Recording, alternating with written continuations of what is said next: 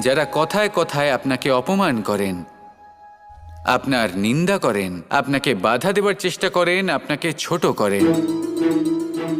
কারণ তাদের সাথে থেকে, সেই সকল ব্যক্তিদের সাথে থাকলে যারা আপনার মূল্য বোঝেন না, আপনি নিজের আত্মসম্মান, নিজের আত্মবিশ্বাস, নিজের ব্যক্তিত্বকে নত করে ফেলবেন। দূরে চলে যান সেই সকল সংঘর্ষ থেকে, সেই সকল পরিস্থিতি থেকে যাদের সম্মুখীন হয়ে আপনি কোনো পরিণামেই পৌঁছতে পারবেন না। যদি আপনি এইভাবে যুদ্ধ বিমুখ হয়ে উঠতে পারেন, যদি এই প্রবৃত্তি আপনি নিজের মধ্যে জাগ্রত করতে পারেন, তাহলে আপনার সামনে সেই যুদ্ধ চলে আসবে যাতে বিজয় লাভ করে আপনি নিজের অস্তিত্ব খুঁজে পাবেন।